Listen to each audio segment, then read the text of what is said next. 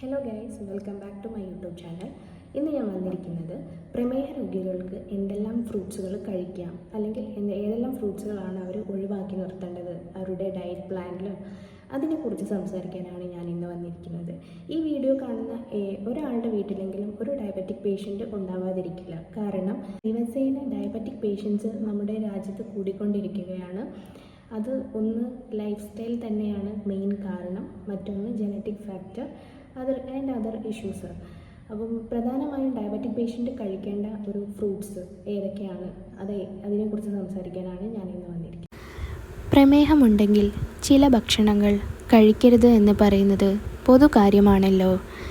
ചില പഴങ്ങളിൽ മറ്റുള്ളവയേക്കാൾ കൂടുതൽ പഞ്ചസാര അടങ്ങിയിട്ടുണ്ട്. എന്നാൽ പ്രമേഹമുണ്ടെങ്കിൽ അവ കഴിക്കാൻ പാടില്ല എന്നല്ല. അതിനാൽ വിളമ്പുന്നതിൻ്റെ വലിപ്പം അല്ലെങ്കിൽ എത്ര കാർബോഹൈഡ്രേറ്റ് ഉണ്ട് എന്നതിനെ ആശ്രയിച്ചാണിരിക്കുക. പഴങ്ങൾ രക്തത്തിലെ പഞ്ചസാരയെ എങ്ങനെ ബാധിക്കുന്നു എന്ന് നോക്കാം.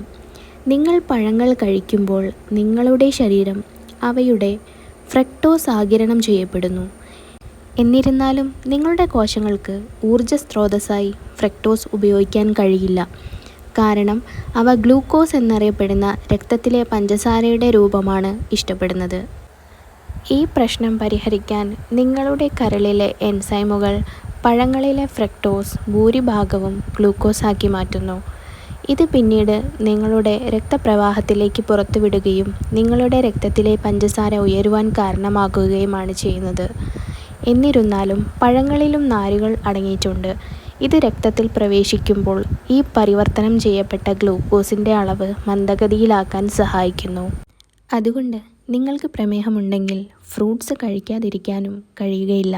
കാരണം ഇതിലെ പോഷകങ്ങൾ നിങ്ങൾക്ക് ഹൃദയ സംബന്ധമായ അസുഖങ്ങൾക്ക് സാധ്യത കുറയ്ക്കുന്നു.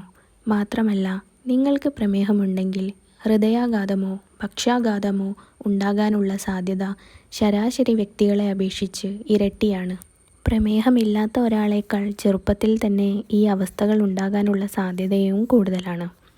പഴങ്ങളിലെ പോഷകങ്ങൾ രക്തക്കുഴലുകളെ സംരക്ഷിക്കുന്നതിലൂടെയും കൊളസ്ട്രോൾ, രക്തസമ്മർദ്ദം എന്നിവ കുറയ്ക്കുന്നതിലൂടെ രക്തം കട്ടപിടിക്കാനുള്ള സാധ്യത കുറയ്ക്കുന്നതിലൂടെയും ഹൃദയാഘാതം, പക്ഷാഘാതം, മറ്റ് തരത്തിലുള്ള ഹൃദയ സംബന്ധമായ അസുഖങ്ങൾ എന്നിവയിൽ നിന്ന് സംരക്ഷിക്കാൻ സഹായിക്കുന്നു. നിങ്ങൾ ഗ്ലൈസെമിക് ഇൻഡെക്സിനെ കുറിച്ച് കേട്ടിട്ടുണ്ടോ? കാർബോഹൈഡ്രേറ്റുകൾ അടങ്ങിയ ഭക്ഷണങ്ങളെ തരംതിരിക്കാനും അവ എത്ര വേഗത്തിൽ നിങ്ങളുടെ രക്തത്തിലെ പഞ്ചസാര വർദ്ധിപ്പിക്കുമെന്നും മനസ്സിലാക്കുവാനും തിരഞ്ഞെടുക്കുവാനും ഇത് നിങ്ങളെ സഹായിക്കുന്നു. ഈ വാല്യൂ 0 മുതൽ 100 വരെയുള്ള സ്കെയിലിനെ അടിസ്ഥാനമാക്കിയുള്ളതാണ്. കുറഞ്ഞ ഗ്ലൈസെമിക് ഇൻഡെക്സ് ഭക്ഷണങ്ങൾ 50-ൽ താഴെയാണ്. അവ ഏതെല്ലാമെന്ന് നോക്കാം. ഒന്നാമനായി apple, cherries, peach, raspberry, apricot, pears, oranges, strawberries, pomegranate, kiwi, avocado, figs. ഈ പറഞ്ഞ ഫ്രൂട്ട്സുകളാണ് ഡയബറ്റിക് പേഷ്യൻസിന് കഴിക്കാവുന്ന ഫ്രൂട്ട്സുകൾ. എന്നാൽ ഉപയോഗം കുറയ്ക്കേണ്ടത് ഏതൊക്കെയെന്ന് നോക്കാം. Banana, mango, pineapple, raisins, watermelon. ഇവയെല്ലാമാണ് ഡയബറ്റിക് ഫ്രണ്ട്ലി അല്ലാത്ത പഴവർഗ്ഗങ്ങൾ. ഇവയുടെ ഗ്ലൈസെമിക് ഇൻഡെക്സ് വാല്യൂ ഓവർ 17 ആയതിനാൽ അവ നിങ്ങളുടെ രക്തത്തിലെ പഞ്ചസാരയുടെ അളവ് പെട്ടെന്ന് ഉയർത്തുന്നു. നമ്മൾ മലയാളികൾക്കൊരു ശീലമുണ്ട്, എന്ത് നല്ലതെന്ന് പറഞ്ഞാലും അതിൻ്റെ അളവ് നമ്മൾ ദിനം പ്രതി കൂടുതലായിട്ടുള്ള ഉപയോഗം. അത് ശരിയാണോ? ശരിക്കും അധികമായാൽ അമൃതം പോലും ഒരു വിഷം തന്നെയല്ലേ. അതുകൊണ്ട് എല്ലാത്തിനും ഒരു അളവുണ്ട്.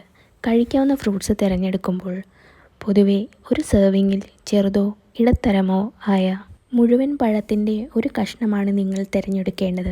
ഏകദേശം ഒരു ടെന്നീസ് ബോളിൻ്റെ വലിപ്പമുള്ള ഒന്ന്. അതാണ് ശരിയായ രീതി. ഓർക്കുക എല്ലാവരും, എഡ്യൂക്കേഷൻ ഈസ് വെരി ഇമ്പോർട്ടൻറ്റ്.